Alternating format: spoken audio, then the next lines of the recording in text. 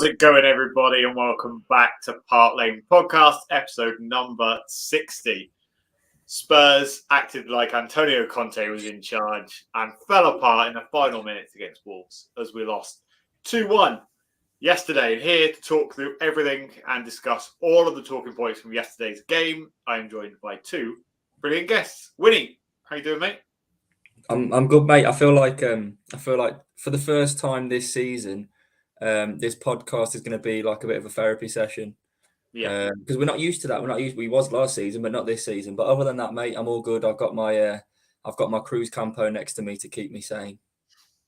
perfect. And I felt bad actually. I just called you guests, but that was the worst thing to say, wasn't it? So co-host. You let it slide, mate. You brought it up there, so it's fine. Exactly. And Harry, how are you doing, mate? Yeah, very good, thank you. Looking forward to being here and just obviously discussing the game. Yeah, this may be slightly a therapy session. I still think we have a lot to look forward to this season, but yeah, not a good week. Yeah, it is what it is. I can see a little smug face right now, and I'm trying to avoid it because you enjoy a loss when you predict a loss. Like, when you predict a loss, you enjoy a loss, which hurts me dearly. So, but anyway, not necessarily. I just care about the score predictions table. Exactly, which you need to stick around for because there's been a little bit of movement. So we will go through all of that at the end. But just want to chat through some of the people in the chat. So if you are in the chat, make sure you get comments in the comments section, and we'll read everybody's out that we can. So Jay has said, "Good evening, lads. Not a great result on Saturday, but we'd move on." And Barney has said, "Evening, guys." So evening, Barney, and evening, Jay. Right, let's get to it. I'm not going to go through, I don't want your thoughts on the game just yet because I really want to build into that. So first of all, we'll go through the lineup. So pre-game, hour before the game, obviously the lineups come out. We know that Romero's suspended, Van de Ven's injured, Udogie is suspended, and James Maddison is injured, right? So there's 4 changes that need to happen. Who came in? I can't actually remember, Wynnie, who was right on the previous show, but it was Dyer and Davis at centre back. That's what I predicted, yeah. And Emerson Royale at left back, and then Harry's favourite, Højbjerg, coming into the midfield. Now, I predicted that Phillips would come in. One of the reasons that I thought Phillips might come in is he's quicker than Ben Davis. He's a lot quicker. Yeah. He's probably quicker than Eric Dyer as well.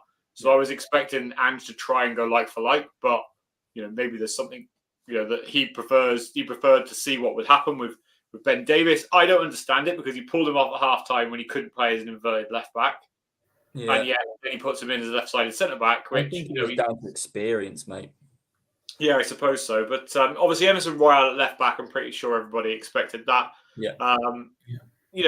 Again, probably Højbjerg in midfield made sense, but for me, this whole lineup was Conte Mark II, just far, far, far too passive. You take out ball-playing defenders such as Van de Ven and Romero, and you try and put in boring, normal centre-backs like Ben Davis and Eric Dyer and expect them to do the same job. And, we found out that these players couldn't play in these games in the League Cup when we got knocked out. And, obviously this wasn't Ange just tinkering with the side. This was, our own stupidity and, some bad timing. But, the lineup kind of gave me a little bit of a funny feeling before we started. But you know me, I'm always optimistic. But Wynnie, how did you feel when you saw the lineups? Were you surprised at all? No, because if I'm honest, mate, I'm sure we can clip it somewhere. I'm pretty sure I got the lineup spot on. So I wasn't surprised one bit.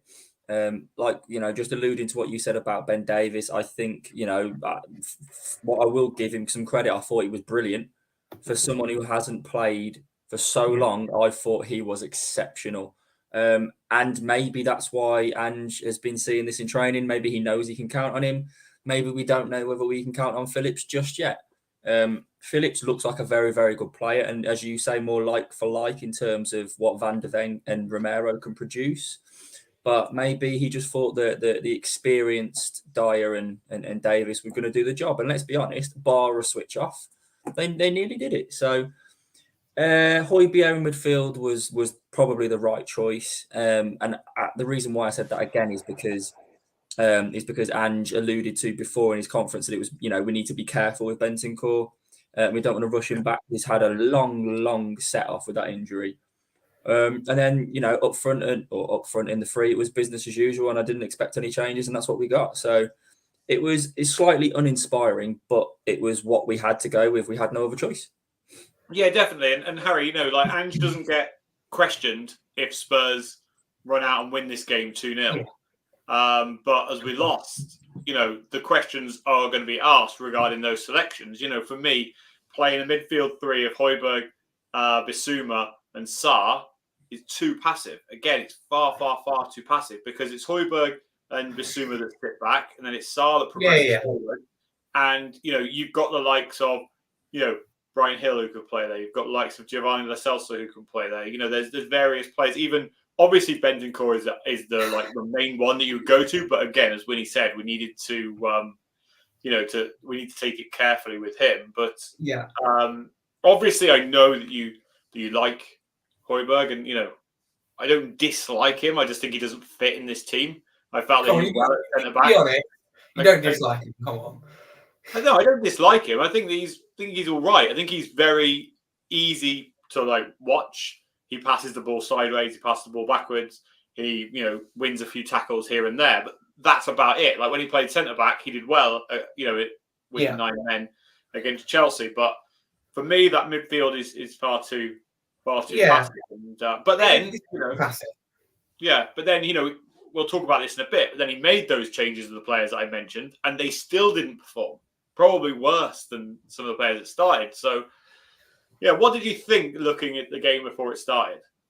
Good question. I wasn't, like Wynnie says, wasn't really surprised at all. I think it's what we expected to see. I think we're all hoping perhaps to see, perhaps all hope to see Philip start. But, was he ready? He just played in the under-21s. He'd only just got the call-up, let alone being in the team. So I think the safe option was to go with experience in Dyer Davis. And I still think that was the right choice, to be honest with you. Midfield, yes, you're not wrong. It was very passive, but at the same time, I want to throw Bentancur in there because lots of people know with an ACL that is the one you don't want to risk because, he gets any kind of injury around that area, then it's more than likely going to be worse than what he picked up. And that's another year. We do not need that. But no, it was definitely passive. I don't think Lo Celso, for me, has a place in this team. So I don't think he was ever, in question to start. But it's a passive midfield. That's for sure. We're going to have to cope with that. Aston Villa, I'm sure we'll get onto that. I think if it's possible to say this, it's a good time that picked up the suspension because he's always going to get it, but he's done it before we get to the Manchester City game, the Newcastle game, the West Ham game, where things get even harder. But I still think out of anywhere else in that pitch, the midfield, we've got the most options, but the three we went with, it was passive. But at the same time, you need that defensive solidarity, if you like, against Wolves. But I see where you're coming from. Yeah, definitely. And, look, we got off to an absolute flying start. Let's not forget that. 3 minutes in, Kulusevski does a kind of like Cruyff flick, as you'd call it. I don't know exactly what you'd call it, but that's what I'd call it. To Pedro Porro, who, just does exactly what he needs to do and just whips the ball across the 6-yard box. And Brennan Johnson's there to tap the ball in. And, we're all singing that we're going to win this game quite comfortably. At that point, Wynnie, how did you feel? It was a really, really good Spurs goal, wasn't it? Yeah, it was. I've obviously seen, I watched the match and I've seen the goal, but I must admit I was 5 minutes late of getting my stream on just because I was a little bit busy. And obviously I saw it all.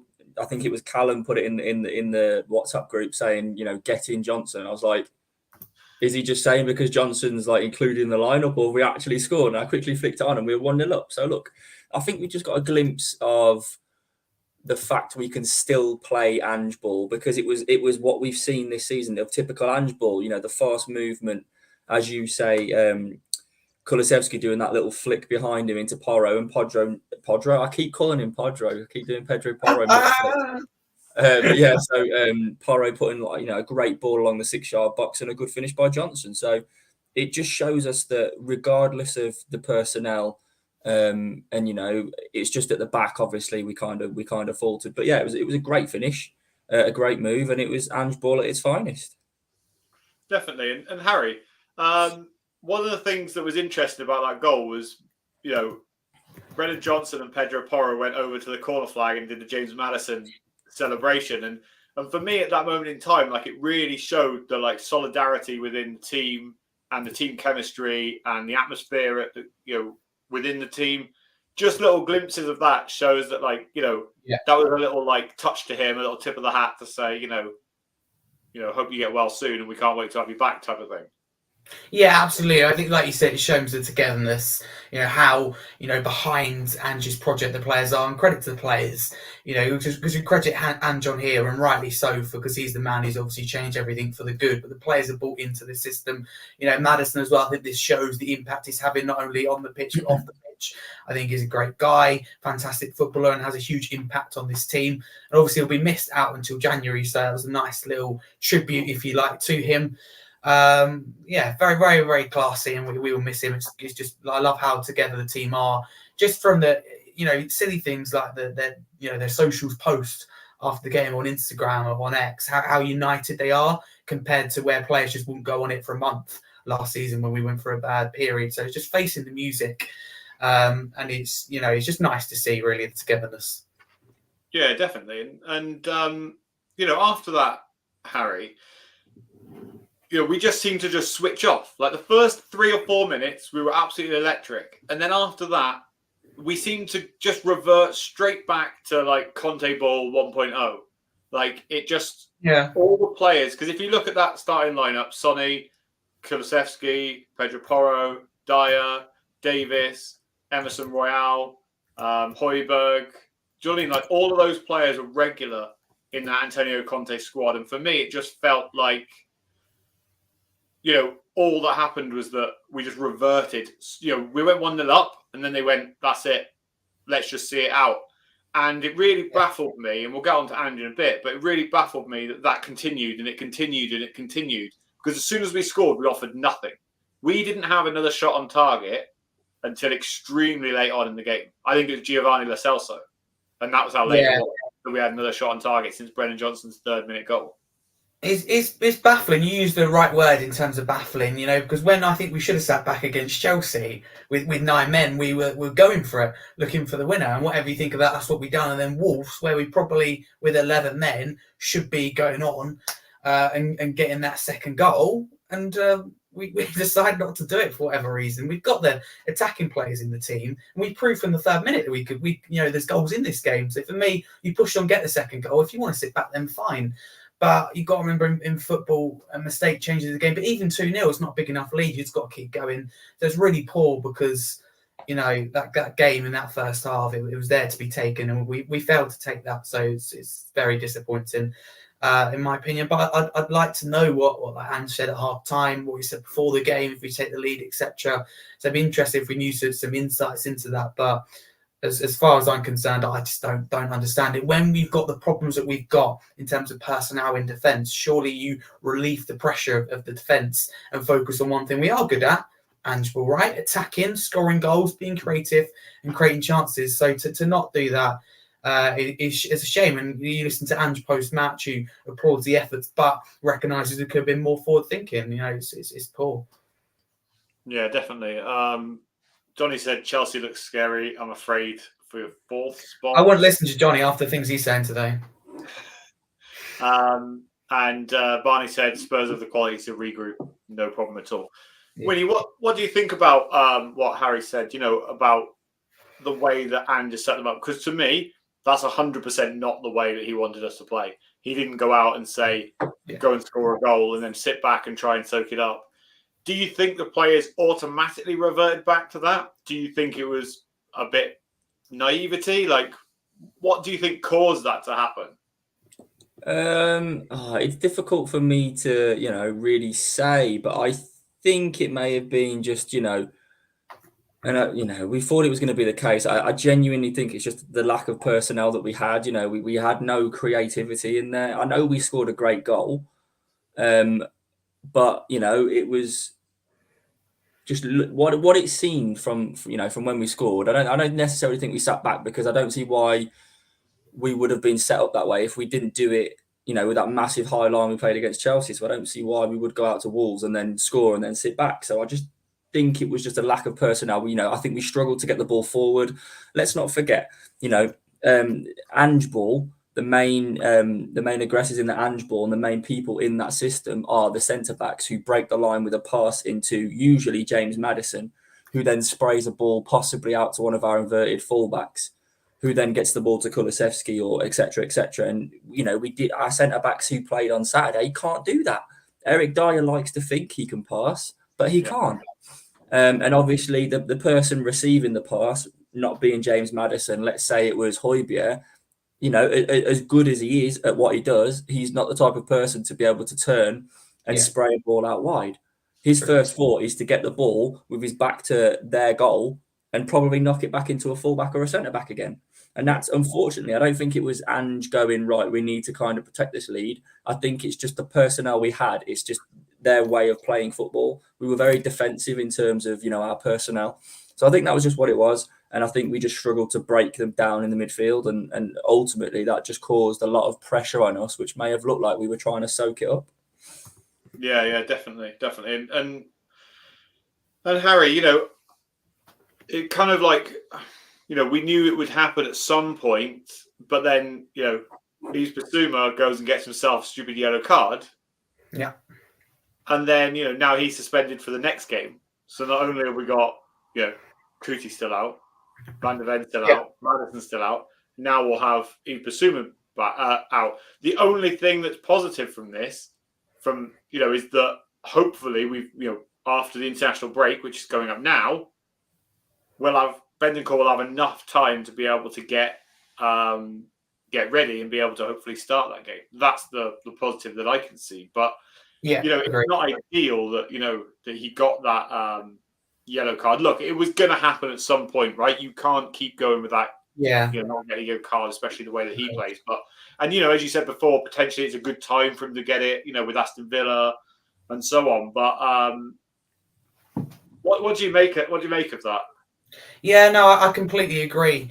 I think that obviously it's never a nice time to get a yellow card, but it was going to come, and I kind of think that perhaps you disagree, his performances were restricted because of that yellow card. He couldn't play the way he wants to, the Bissouma we're used to seeing, the ball carrying, taking the risk, lunging into tackles.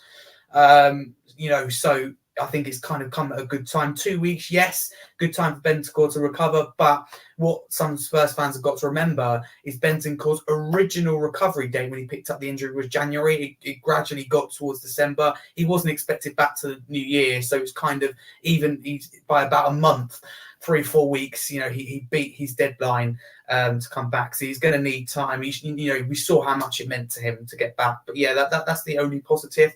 Although I've kind of praise the players for buying into Ange's system, I do think there's been some individuals who have let the team down. I know we'll get onto it about the Chelsea game, but in terms of Bissouma, he knows we've got these problems, right?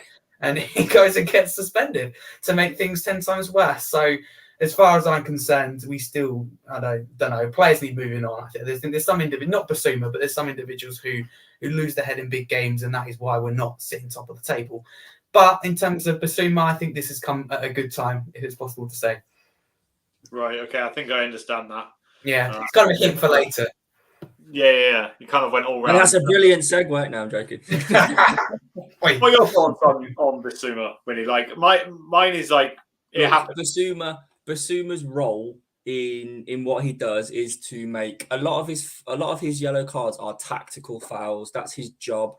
If he's he's particularly the last line of that midfield and he's protecting that defense. If someone gets past him and he thinks the defense are under threat in terms of they may have a 3-on-3, he's gonna drag them to the floor. That's his role. His role is to make tactical fouls, and it just happens that he's a very good footballer as well. So he can get out of situations when he's in them. But most of his yellow cards, or what would it be, 6 now? I'm assuming, or 5, whatever it was. Technically 6. They're all going to be for fouls that he needed to make tactically, because that's his role, and that's as simple as that. And I don't blame him for making the fouls that he's made. The dive was probably a silly one, but that just happens against Luton. Yeah, anyone can dive. It's just you as a footballer, you sometimes anticipate contact and it doesn't come. and you just look a bit silly. But of all of his yellow cards, they're all tactical fouls, and unfortunately, that's his role. And there's going to be many more to come. Yeah. Look, the sending off is idiotic, but if he cons a ref and wins a penalty, which many players do, then we're not talking about that, are we? It's. I agree with you, Wynnie. I think that he's bound to get yellow cards. It just so happens, when you're on that many and there's one to go, you have to wait till Christmas before it gets taken. There's no chance that's going to happen. No, it was coming at some point. Yeah, of course. So the game kind of went on and on and on and on, and then there was a moment because I'll go through the score predictions later, but I predicted 2-0 Spurs, right? And there was a moment where we got the ball and Bentancur broke away. He plays the ball out. Trying to justify his 2-0 score prediction here. Plays the ball to Son, who makes, for some reason, the form that Son is in, his first touch felt like a first touch from last season and let him down. And, then the ball was played over to Kulusevski and then back to Giovanni Lo Celso, who then, had his shot quite clearly saved, Wynnie. And, what do you make of that moment? Because for me, that was probably the most pivotal moment in the game. We score that, we win the game without a shadow of a doubt. Wolves don't come back at that point. Yeah. But what was it at that moment? Do you think it was just the fact that Son had been starved for so long in the game that then when it came to him, he just wasn't, firing on all cylinders? I personally think Sonny was well off it for whatever reason. He was well off it. And I think someone put out there that he's got a terrible record against Wolves.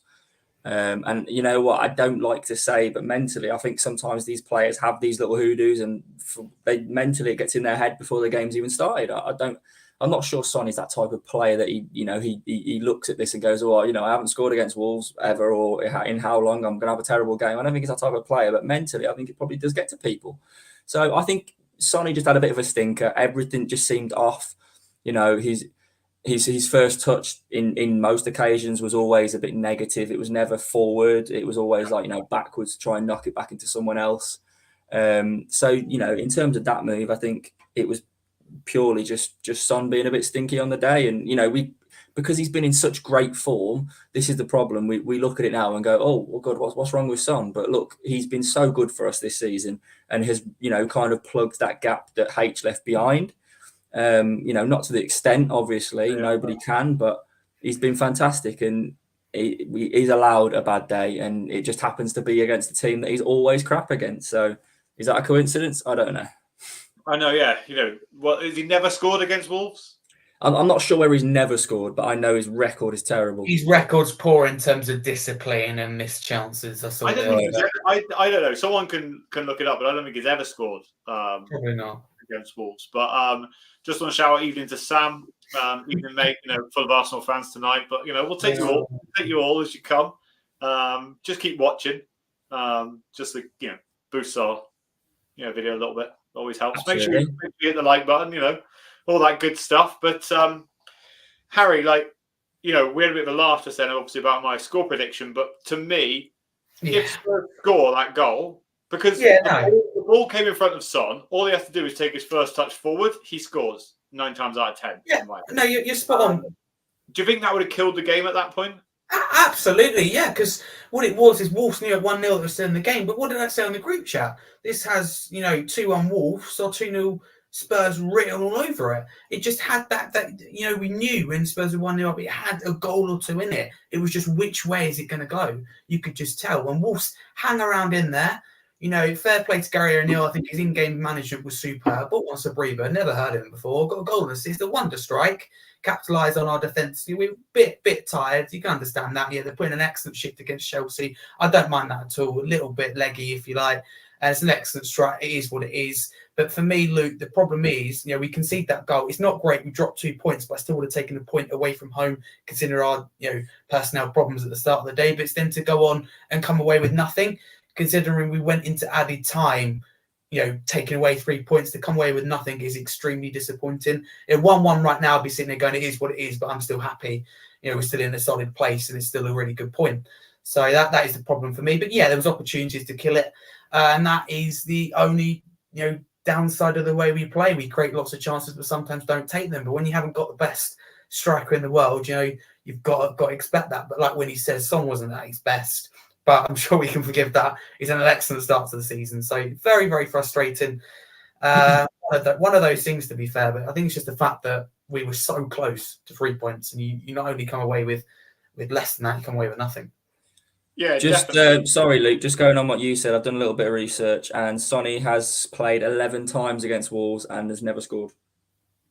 There you go. I'll take that as a victory for me.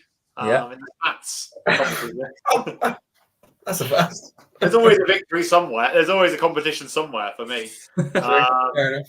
Yeah, Barney said a draw would have been a good result for Spurs. Yeah, definitely. Yeah, let's talk about that Sarabia goal. So Sarabia he's played loads of clubs, like started Real Madrid, I think, and then Was it PSG at one point, if I made that up? Yeah, PSG before Wolves. He was on loan at Sporting, but not that I just looked at his career history a second ago.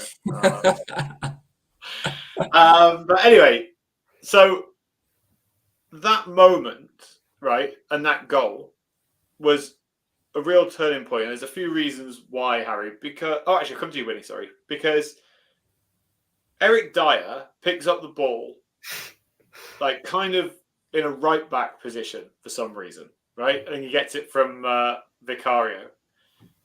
Spurs like to play this style of football, right? But for some reason at this point, rather than what usually happens is, obviously, as you guys know, it goes into the centre backs, then comes into the inverted fullbacks, then out to the wingers or into the other midfielders and so on. Eric Dyer decided to hoof it down the line, but kicked it straight out of play. Not only did he kick it straight out of play, but he kicked it straight into the hands of the Wolves manager. Yeah. So he gives it straight to the Wolves player, who throws it in. And at that point, we're screwed because Eric Dyer is still stuck in a right back position. Yeah. Pedro Porro is in an inverted full back position, so he's nowhere near. Ben Davies has to come over and cover there, which means that then I think it was Højbjerg doesn't track the run and so on, and it just caused an absolute disaster. But I tell you what, you can't put it past Sarabia's finish because that touch was absolutely sensational, wasn't it, Wynnie? Mate, it was. You never like conceding a goal, but when it's a goal of that quality, what can you do? It's just unfortunate there was a catalogue of errors that led up in. It didn't lead to the goal, but it led to the opportunity for them to score the goal. But yeah, what a touch, and to be able to control the finish into just inside the near post. Yeah, it was sublime. He's a player that we've said has got a really good career. So he's someone who's capable of doing it. But I think the whole Eric Dyer thing is just someone who isn't used to playing that way, isn't used to that system, isn't used to hoofing the ball. He isn't used to a direct pass. He's used to just clearing his lines. And unfortunately, that's what we got. We've got someone now who isn't a very accurate passer of the football. So I think we need to get used to it because Eric Dyer is going to be in that side unless something drastic happens. He's going to be in there beyond the new year, so we need to get used to it. And we need, unless Phillips has some sort of resurgence, and he's maybe Ange looks at him in training and thinks, do you know what? I think you could probably do that job with Romero. You could be our Van der Ven. We don't know what will happen, but I at the minute I just see Eric Dyer being in there until the new year. So we need to get used to it, is what I'm saying. Oh, sorry, and that's at the earliest, isn't it? Like do you know what? I feel a bit like guilty, to be honest, because do you remember a conversation that we had a few weeks ago on the watch along about Eric Dyer and Christian Romero's passing and who's better at passing? Yeah. I'll just say that's enough said. Go watch back. I remember that. I'll take it all back after that because he just hoofed it straight out. Do you think, Harry, that maybe again it's slightly naive from Ange, knowing that these players haven't played a lot of game minutes, and what you should do? You should let Vicario have the ball, pump everybody up as high as they can, and just hit the ball long. It is, mate. Listen, I love Ange, but this, for using the Chelsea game for example, it It was naive. I like that he kind of sticks to the way we want to, and we create chances from that. And another day we could have got something out the Chelsea game, but at the same time, that Chelsea can't break down teams that sit back. We've seen it time and time again. Manchester City go for Chelsea today, and Chelsea actually do really well and get a point out the game. So for me, you sit back against Chelsea, and that stops the likes of Sterling be able to have the freedom in behind and literally have 25, 30 yards to run into, if not more.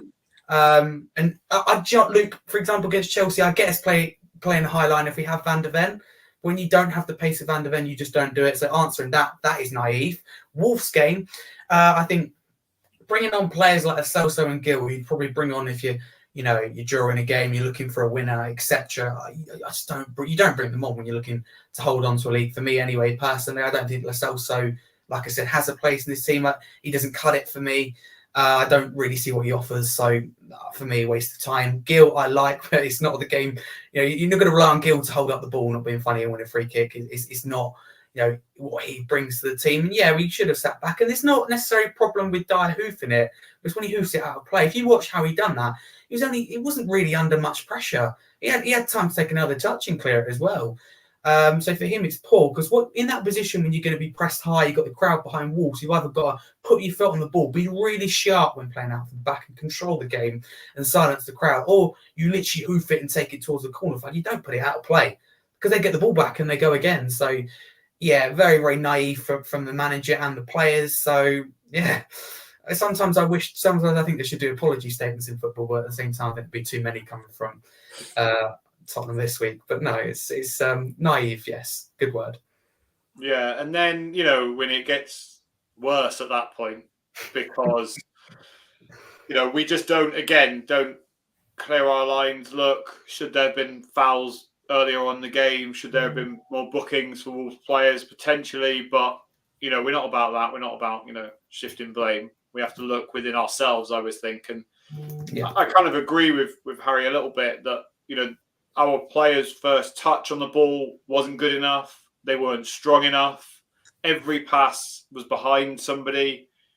It felt like there was just a lot of kind of mismatch of players in that squad. And, maybe it's about minutes, but unfortunately, if you're a fringe player in this squad, you have to be ready to play. And, it didn't look like some of them were. No, I think regardless of whether the players are ready to come in fitness wise, tactically, whether they're ready to come in and do the job, regardless, if you haven't been playing minutes, there's only so much training you can do to be match ready. The only way you can get match ready is by playing a match. It's as simple as that. And I'm not just talking about fitness. I'm literally talking about in-game management and all the things that come with it. Because you can work on the training pitch as much as you want until you've got an opponent in front of you and seeing how they set up. There's not much real you can do, because I know they do tactical stuff in training where they work on who they're going to come up against at the weekend. But Wolves could have changed their personnel. They could have changed their formation. They could have changed their tactics. So there's only so much training you can do. And we had that many changes. You can afford to get away with making, maybe someone Udogie out and a James Maddison or whatever, but you can't afford to lose three of your back four and your creative midfielder and expect everyone to come in and it worked like clockwork. But let's not forget, the red cards aside, we looked good to start off with against Chelsea. And it looked like it was going to be, at one point, it looked like it was going to be when we went 2-0 up, even though it was offside, it looked as though we were going to run away with the game. So putting that aside, I know we lost 4-1 in the end, but that was down to obviously losing two players. This is the first game where we've looked at it and gone, okay, maybe we just looked a bit crap.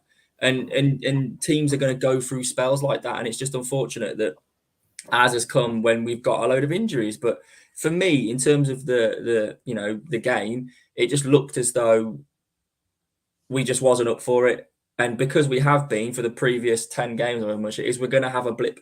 And we're not going to look as sharp and we're not going to look as good.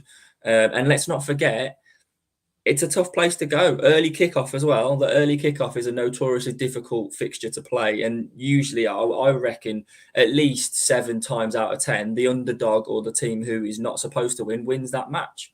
That's why it's the curse of the early kickoff. So I think too many things all at once just caused us to not play very good. Yeah, no, I do agree with you.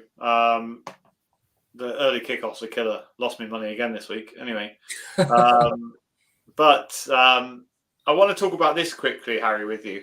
Do you think that and I'm going to phrase it slightly differently. So for those that can't see it, basically says, could it be Maddison Ball more than Ange Ball, as in because without James Maddison, we don't play as well? Like, I think it's a genuine question. Like, do you think Maddison is a key and central figure in that system? And without someone that plays like him, does the system not work, Harry? I see you worded it a lot better, you see, put it that way. No, not to say that, Johnny, but no. Maddison listens really important to this team. There's no doubt about that. Creativity unlocks load of defenses. The way Ange's system works, you need that creative player. So answering your question, yes. Do we miss him more than Van de Ven, though? No, because Van de Ven's recovery pace allows us to play the way we want to play, and that is attacking, expansive football. As soon as Van de Ven came off against Chelsea, not being funny, but at one point it could have been double figures, and that's not joking. Amount of opportunities Chelsea had that they could have taken. A better opposition like Manchester City could have been into double figures. Just we don't have that pace at the back. Van de Ven, people don't realise how quick he actually is. But it's a shame, obviously, about his injury. But I think he's gonna, kind of get this over the course of his career because he relies on that pace. It's a shame. Look at someone like Ledley King, for example. Who's always having knee problems, for example. That pace at the back. So Van de Ven, I think we missed more personally. Yeah, of course we missed Maddison. The players showed that like celebration in the 3rd minute from the goal. With Johnson, it just shows how much we do miss Maddison. But it's not Maddison Ball, it's Ange Ball. Maddison is the missing piece. Maddison and Van de Ven are very two key pieces of the jigsaw, but the jigsaw is still operational without those two players. It's just whether the players on the pitch choose to make it operational or not. And against Wolves, they went for the lazy option. For me, it's simple as that. But like when he says, there were so many things against us going into that game. It's going to be really, really tough anyway. I think it's at the start of the day, 2-1 loss. Like I predicted a loss. For me, it seemed realistic. But it's the fact we got to 90 minutes winning the game and come away with nothing that is killer. It really hurts. It does. And Wynnie, do you agree with that about James Maddison? Do you think that this system works only? Do you know what? I think, like Maddison? Yeah, for all the weird stuff that Johnny puts in, that genuinely is a good question. To be fair, strangely. I do you know what? I don't think it's Maddison Ball, but I think it is. He's literally the main cog in Ange Ball. So I get it to an extent, but for example, Maddison isn't there on the training ground going, right, lads, we're doing this, we're doing that. That all comes from Ange. But it is literally just the fact that Maddison plays such a key role in it. And do you know what I thought? Obviously, I knew Højbjerg would play, but I know, obviously, going by what you say, H, you're not a massive fan of Lo Celso, but I think Lo Celso's a good player, and he's as close to James Maddison as we have. So I was very surprised that we didn't start him if we wanted to carry on playing the way we were playing. This Ange Ball, with Maddison being a key role. Lo Celso can't do it as good, but he nearly got himself a goal when he came on, and I thought he was. I didn't think he did a bad job when he came on either, Lo Celso. You might disagree, H, but I thought he done quite well. So I was quite surprised he didn't start. Yeah, it's a debatable one, isn't it? Because when it comes to like moments for him to step up and really show his ability, again, I didn't think he was anywhere near the player that he is when he did come on. So it's tricky to show that to a manager, isn't it? When you don't get time, but then again, you need time. So it's a really. He's had time. For me, he's had plenty of opportunities. It's time to go. It's a waste of space. Let's put it that way. Ta-da. You'd rather play Højbjerg? It baffles my brain. I would, yeah. Same pair of hands instead of someone who takes that responsibility to do it. Hey, we need goals. Well, Lo Celso's going to concede you goals. He thinks he's all this. He's nothing. I never got it. I never got the sign in. He was okay for a couple of games, like against Norwich, where he got man of the match. He still, for me, was really, really poor. I just don't see it. I don't think. I don't know who just decides that he was a professional footballer, but for me, World Cup winner, isn't he? Was that a shocker? I just don't see it. It doesn't matter. How many minutes did he play then? We want to go down that route. How many minutes did he play? Can you sit here and tell me? I mean, not many. He's a World Cup winner, isn't he? Ah, right. Yeah, but we can say that with anyone. We can say that about a 17-year-old who's Argentinian, who's like the 38th, in line to play left back. We can make up a load of excuses. But the reality is, Lo Celso isn't good enough for League One. So why is he playing in the Premier League? He needs a job elsewhere. Football's not for him. Put it that way. Not at top level anyway. Fair enough. I'm not even going to. We can unravel that debate another day. That's not for today. So, quick question for you both. So I'll come to you, Harry, first. Simple question. Is it time to give youth a chance? Spurs youth side won again today. Is it time to start saying, do you know what? Lads in the youth setup, come and have a game. I keep saying this, but at the end of the day, people think it's just like a stroll in the park and it's like a fun, do we play youth? And it's not. It's serious, the league. And this is why you don't do it like in the Carabao Cup second round against Fulham. You don't trial these kind of things. We're in games and winning it, yes. But I suppose when you have injury problems, then perhaps I can't really give you, like you want, a yes or no answer, to be honest with you. Let's focus on the Aston Villa game. Should Phillips start? Probably yes. I wouldn't start Phillips and Dorrington, though.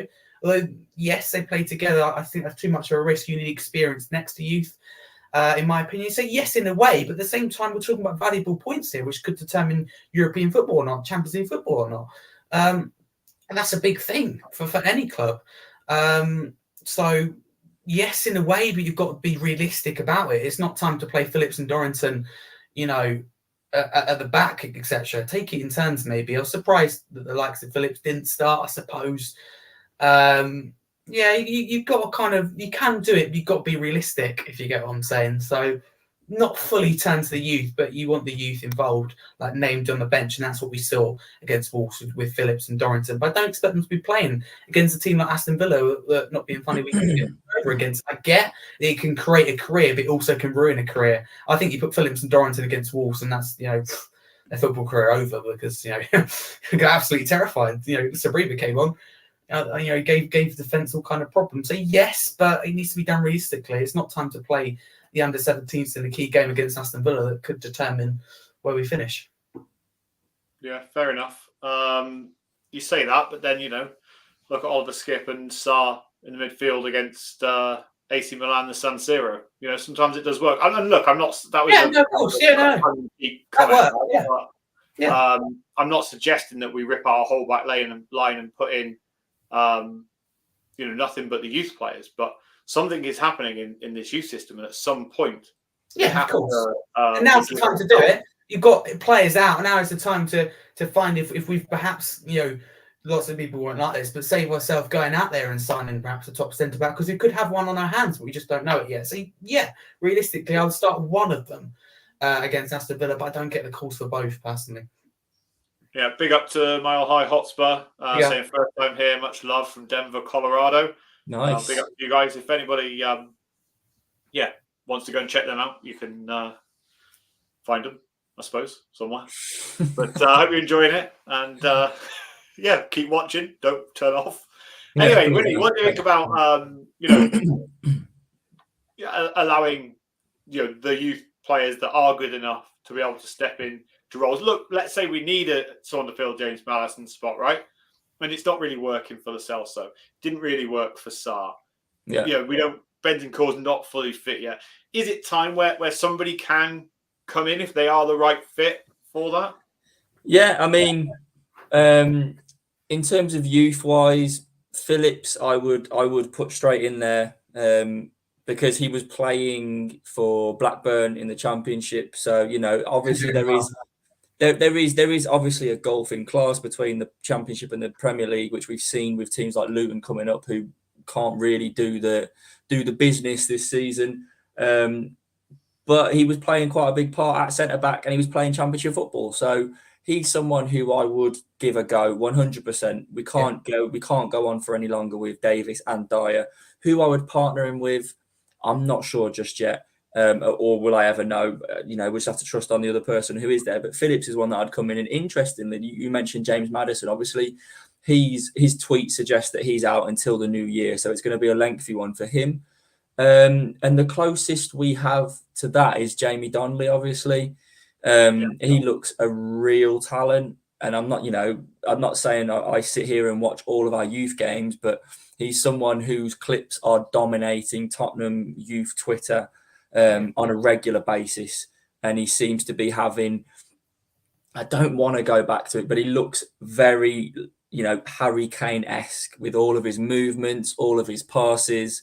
He even does the little short, sharp sprint run up for the penalty when he takes them that H used to do. So he's someone that I would be intrigued to see in a Premier League game, 100%. Because we are missing that massive creative gap.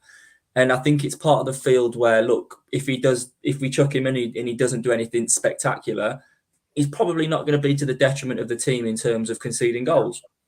Let's chuck him in, see what he can do. And if he doesn't do anything, neither did Højbjerg in terms of going forward, neither did Lo Celso when he came on. So, it's going to make no difference. So he's someone who I would probably introduce. And he's obviously been on the bench a couple of times. And I would obviously stick Phillips in there as well straight away. Yeah, I would agree on Phillips. I think that Phillips with Ben Davies is a clear one that needs to happen. Phillips is 6'4", so he's big, similar to Van der Ven in terms of height. I know he's not ever going to be as quick, right? But he's as like as we're going to get, I think.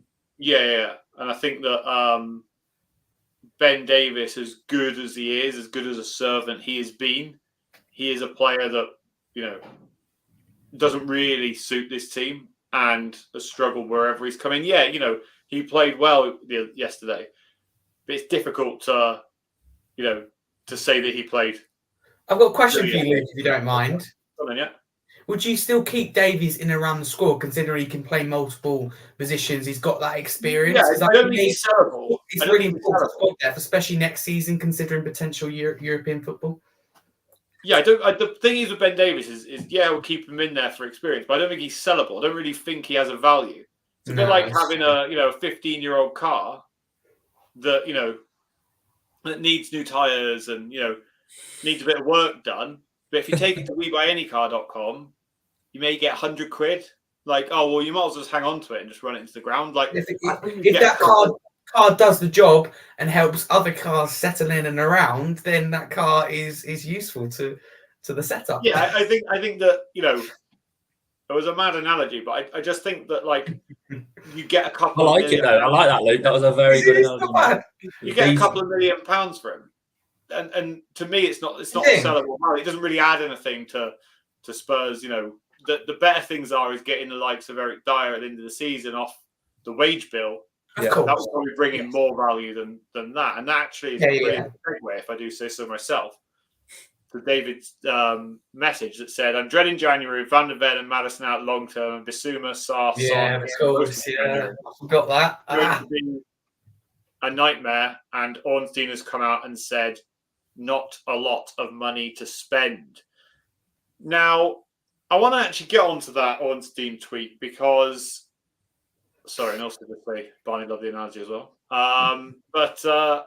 Because first of all, Ornstein's a bloody Arsenal fan, so I don't read any of the crap he says. No. Secondly, who's going to come out and say we've got 30 million, we've got 100 million, we've got 20 million to spend? Nobody's going to do that, right? I read a tweet the other day from Paul O'Keefe where he said that January signings were very likely. And he knows a lot more about Spurs than Ornstein does, in my opinion. What do you guys make of that? We don't have any money to spend. I'll let Wynnie go first. Do you agree with that?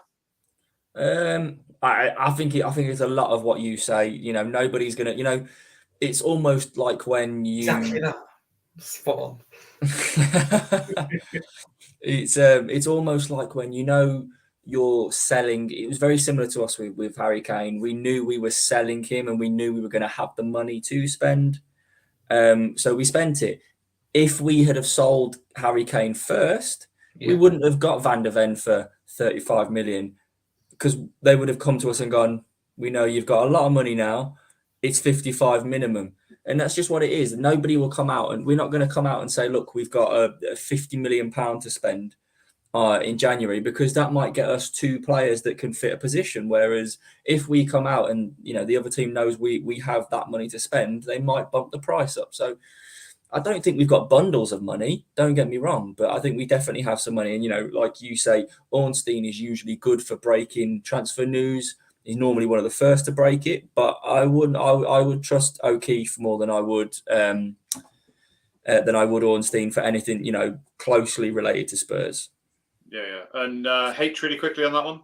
Yeah, I can't really disagree with that. To be fair, David Ornstein's, like when he says first to report football news, and he could well be right, but Daniel Levy's not stupid. Whatever you think of him, whether you want him here, whether you want him gone, we all can agree he's a clever businessman, and he's not going to sit here and go, we're going to splash the cash in January, recognise signings are going to be made because clubs go, right, there we go. Like, there's the Tottenham tax to it, the Daniel Levy tax. So of course not. So he's got to play it down. He's got to be really, really clever about it. Well, if we get to the last week in January and we haven't bought a centre back in, etc., then of course I'm going to be a bit concerned. I think people are over the top. When they say we need this, that in January, I think we need probably a couple of players, especially a centre back. So I don't think the cash necessarily needs to be splashed. I think it's all again about how clever the recruitment is, because the cash wasn't splashed with Vicario. It was just clever recruitment and saving money, and in my opinion, getting the better goalkeeper. God. Yeah, getting the 100%. No, I stand by that. 100%. I had this debate. I couldn't believe it. I had this debate on Southview Coys the other day, and they were like, "What?" I was like, "Vicario's the better goalkeeper." You only have to look at their season. I'm not shocked at that statement, as in it being a statement in general. I'm shocked that you said that statement after the paddy that you had over us not signing David Raya. Well, some people make mistakes. You see, but and the bigger man owns up to them as well. Right, yeah, no, exactly. But all I will say is, although I think I'm wrong about this, David Raya has done it consistently for Brentford. Hopefully Vicario can. That is probably the only thing. But no, I was wrong. Vicario is the better. And he's been pants for Arsenal as well. He has been absolute. Exactly. He looks like he doesn't suit it right. He's got competition with Ramsdale. But as far as I'm concerned, I'm not listening to anything that comes out David Alston's mouth until I can physically witness it myself. Like I said, discuss this on Southview Coys. Like, how can you not believe it? There's more to it than that. It's funny that it came out the day after we lost the Chelsea game as well. It was waiting to come out. It's clever. Wind people up. Few clicks. Listen, journalists are clever. They're not stupid. Nor is Daniel Levy. So we'll have to see in January. Definitely. And David also said, I don't think the Ornstein quote is real because Levy has spent a lot of money on putting together this scouting director of football setup. Why would they do that if they aren't going to look at spending any money?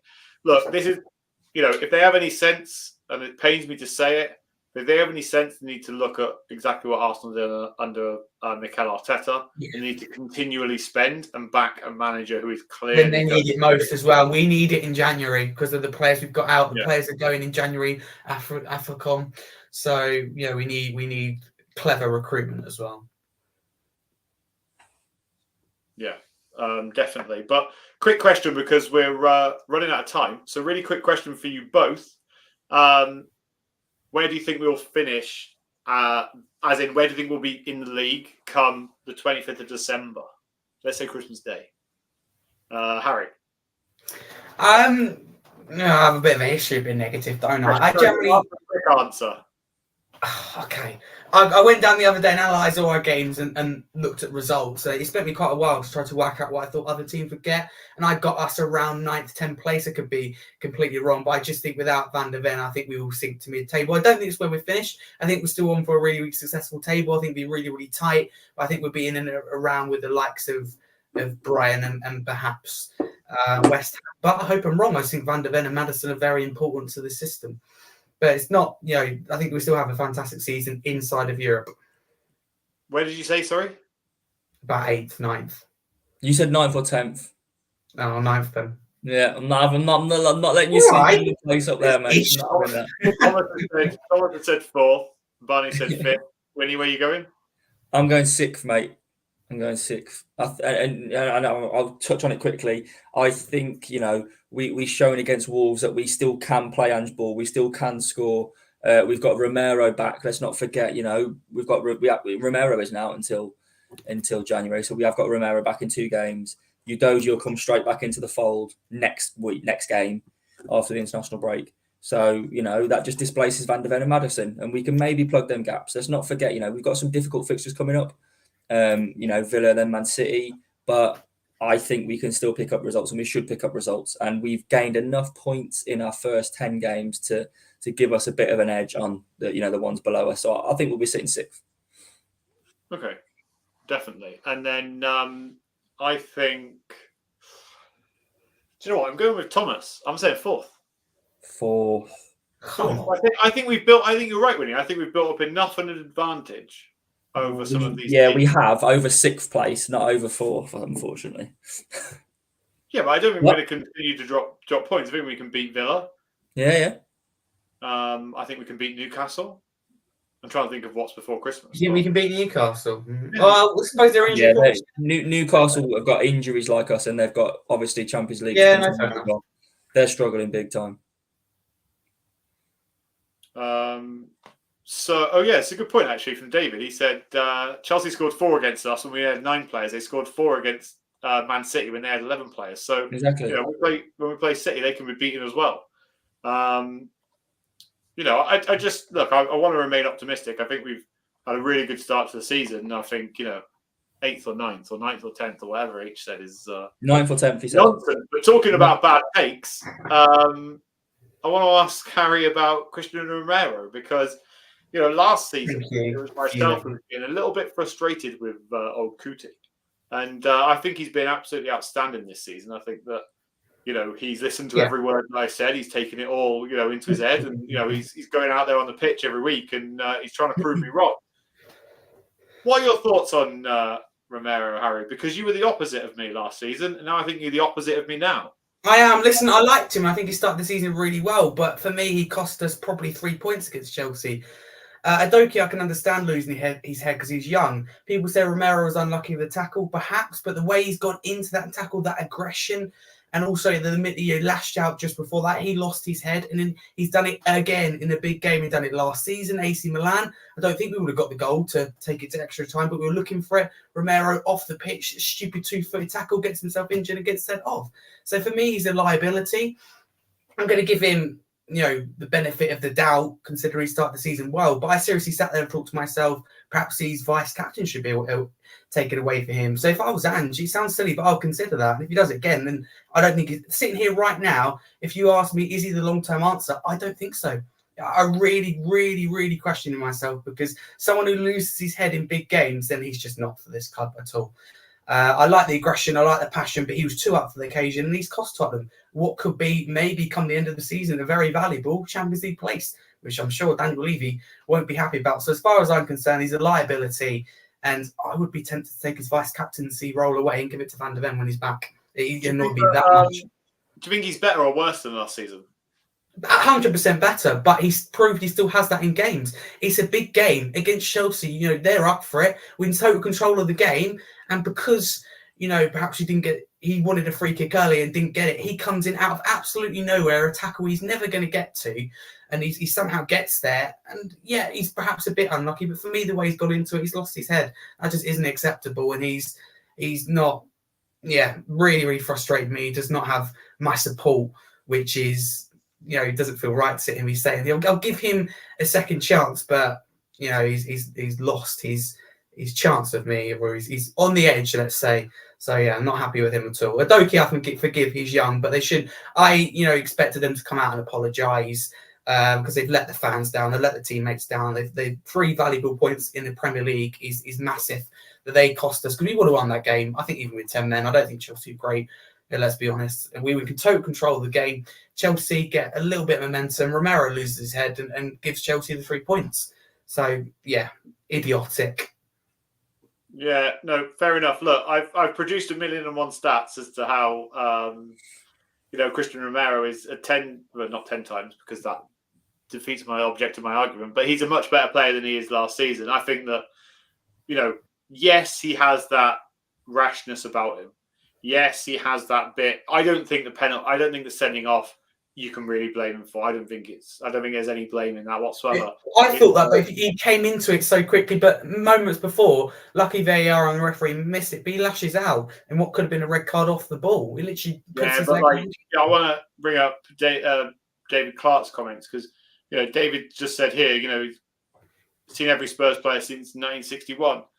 Well, if we go back to 1990, 1995, 2000, the tackle of Christian Romero wouldn't have been a red card. You would never have got sent off for a tackle like that. I don't see, and Wynnie doesn't see, how you can get sent off for playing the ball. No, I don't agree with it, but he knows that that's the rules of the game, so he's got to respect that. And I like their aggression. And I can tolerate it, but he did lose his head because he put tackles in before that, and you could just see he was losing his head. He played with that anger, and that's not the way you treat these big games. You treat it like any other normal game and go out there cool, calm, and composed. But he was up for it. He looked like he wanted to kill someone. He done it. Not being found last season with Cucurella. It was exactly the same. He couldn't get there, so he pulled his hair. He won't get away with that now. He loses his head in big matches, which will cost the team. You're not being funny. I think next season, if we really back Ange, like I said, I think we win potentially the Premier League or a big major trophy under Ange. We can't with someone like Romero in our team. I hate to say it because I think he's an excellent defender who's improved this season, but he needs to sort himself out. And you sat here and said that you would sell him. I need to find that clip. You wanted to sell him. You said, I will sell him unless he improves, and he has not improved. Well, Harry, he has improved 100%. And now I will talk into facts. But first of all, I want to talk about David's comment because he said, I've been a Spurs fan who has seen every Spurs player since 1961. I cannot forgive Romero. He is a clown. I would sell him in January and use the 70 million for his replacement. Oh my God, that is the most ridiculous statement I've ever heard. I agree. I seriously agree. If he does it again, then I agree. Vice captain's rolled on the wrist because he's cost us 3 points against Chelsea, and not only that, but it's just started their season off. Like any other game, you can tolerate it, but it's a big game we're talking about. So, Wynnie, I'll come to you in a second, but I just want to kind of get to this. So last season, he played 27 games. He made over 1.6 fouls a game. Oh, and shit. He ended up with 9 yellow cards, which is 1 yellow card every 3 games. This season, he's played 11. Okay, he's fouled 0.6 times per game, so not even 1 foul a game. And he's only got 2 yellows, which is 1 every 5.5 games. Now, if we project those stats throughout the whole season, the real quick maths is times it by 2.5, which makes it 27.5 games, right? Just run with it for a second. That would mean that he would only make 1.5 foul a game, which is 0.1 of a foul less than last season. And he would have 5 yellow cards, which is 1 every 5.5 games. That's irrelevant. 3 games. This is our biggest game. This is our biggest. No, because this is our biggest game so far. And you have to listen. You have to listen. It shows quite clear improvement. You said that he's not improved because he's take that back.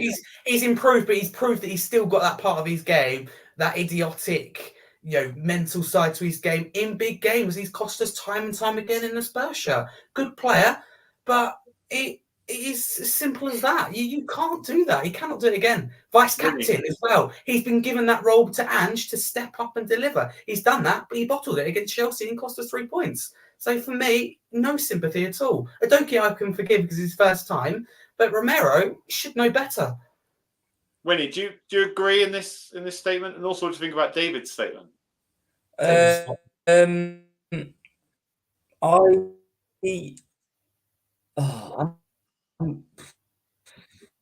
Obviously, we all saw the tweet that. Oh, what happened? Sorry, my screen went a bit weird. We all saw the tweet that I put out on the Potline Pod with regards to Romero's tackle. I will stand by that. It was a clearance that he may have gone in a little bit overzealous. However, it was a clearance. Momentum. You physically, if he was to go follow through with that clearance and instantly stop his leg, he's pulling a muscle. Let me tell you now, he is going to pull a muscle. You cannot just stop the momentum of your body. It's just literally, it's just what happens. It's physics. It's what happens.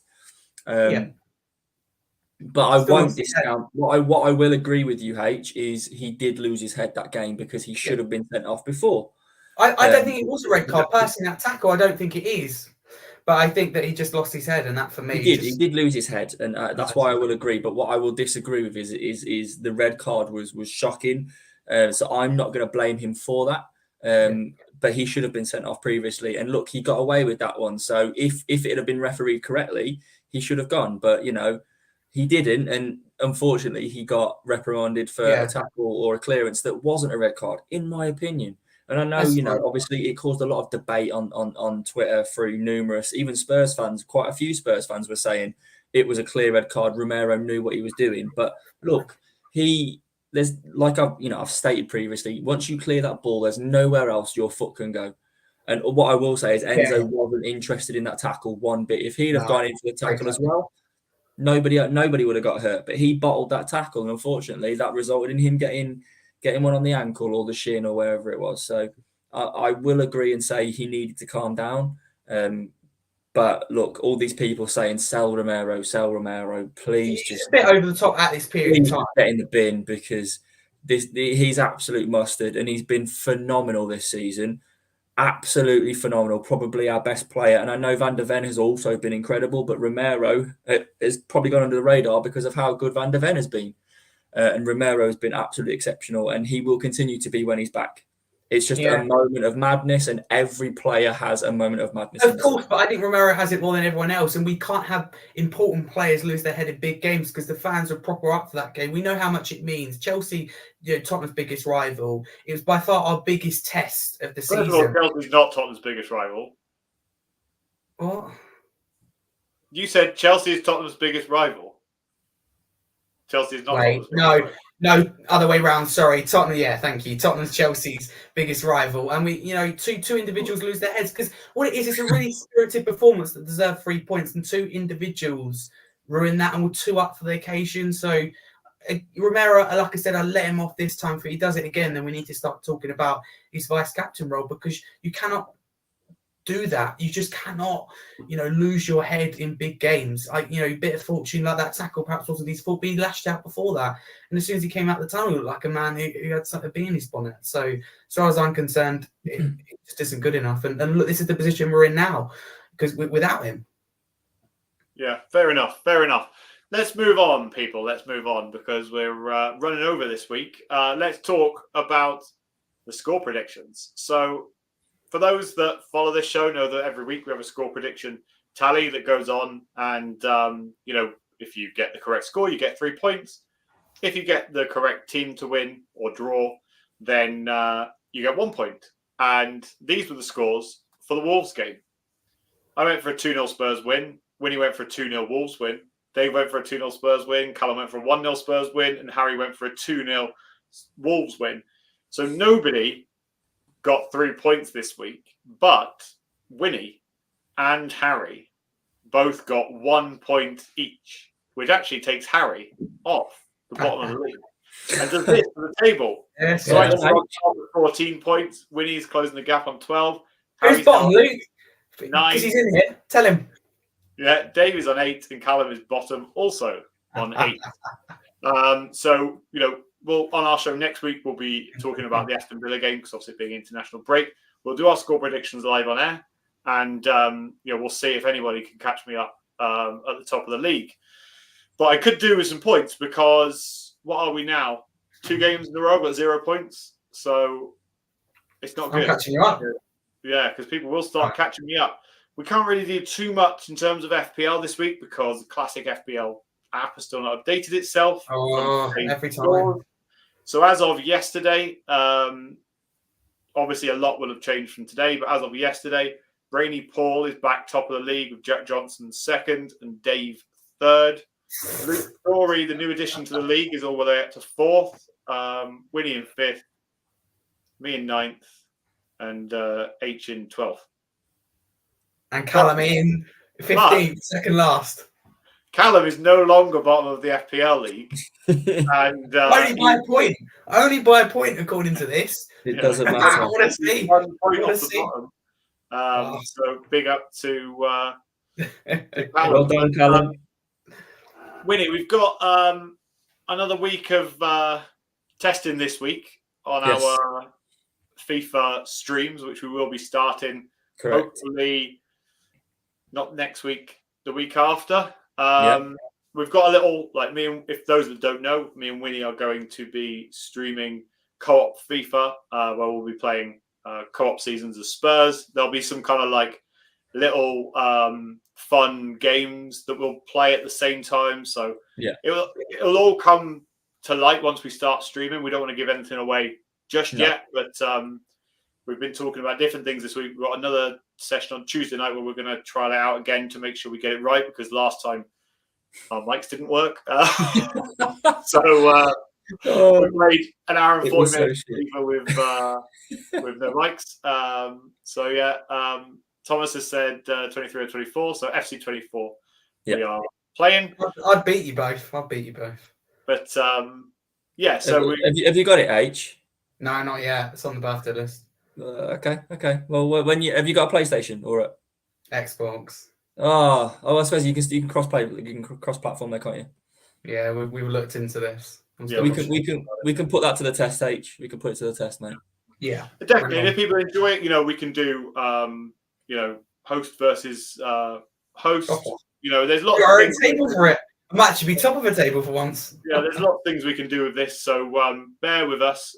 We are going to have this up and running. As I said, probably not this Tuesday, but the following Tuesday. I think it's potentially set on a Tuesday night. We'll confirm it all, but it should be a Tuesday night once a week, and just a couple of hours streaming and chatting along and having some fun and playing as Spurs, so everyone can enjoy it. But that kind of wraps us up for today. So I really want to thank everybody that's been in the chat. Too many people to mention this week, but we really do appreciate some of you, even Johnny, watching all the way through, because that does really help with us reaching more people and growing this channel, because that's what we want. And then David has said you play FIFA. Cheers, David. Thanks, mate. We don't know what horrendous foul is. Cheers, David. Keep watching. We appreciate it. Anyway, Wynnie, thank you for being here. I hope you've all enjoyed the new layout. But yeah, how can everyone find you? Yeah, Wynnie1991 on Twitter. Like I say, all I will say is just keep your eyes peeled for little developments we got going. And actually, what I want to say is I haven't seen anything. H, have I made the squad? Wait, it's in process. I'll get back to you. It's all gone quiet, mate. I'm waiting to see if I've got the call up. I will tell you after we've gone here, but it can't be announced yet, so we'll see. Oh, but yeah, so obviously just keep your eyes peeled for anything, for the developments we do on, me and Luke with this whole FIFA streaming. If you like it, then let us know. If you think it's shit, equally, just let us know, because we only want to make things that you enjoy watching, and it just happens that the FIFA thing is something we both enjoy doing as well. So Monday controversial tweet. Don't you worry, I've got a good one planned this week.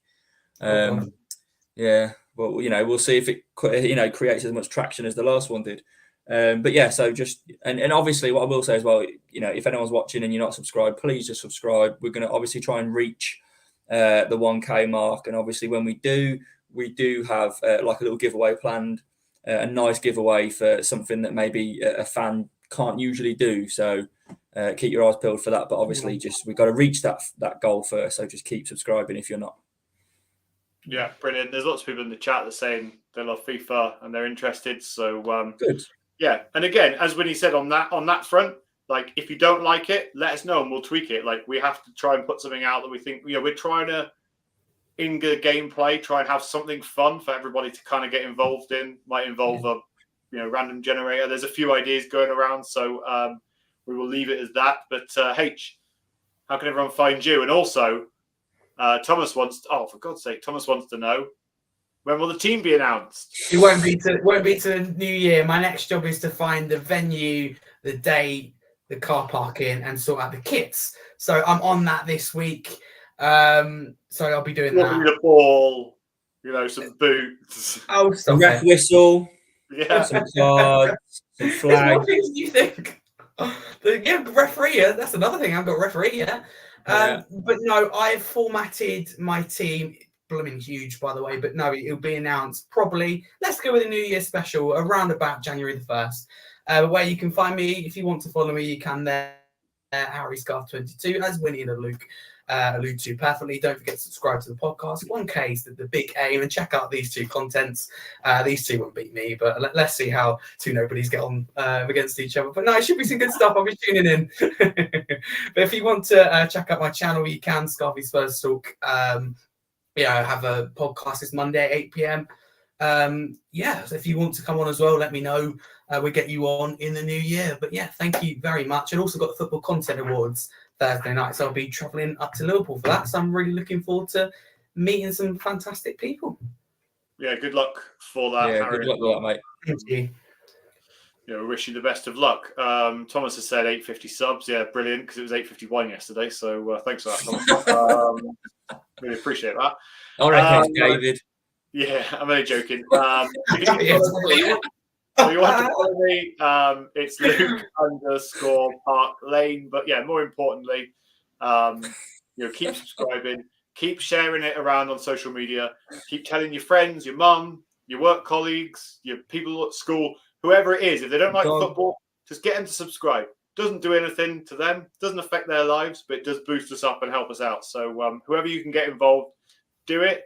If I tell you what, actually, somebody comes to me and they can prove that they've got 25 subscribers for this channel and DMs me on Twitter, I will buy them some kind of Spurs merchandise.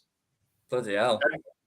25, that's all you need to prove that you've got 25 people to subscribe. And someone's doing all right, aren't they? Oh, yeah, it's all right.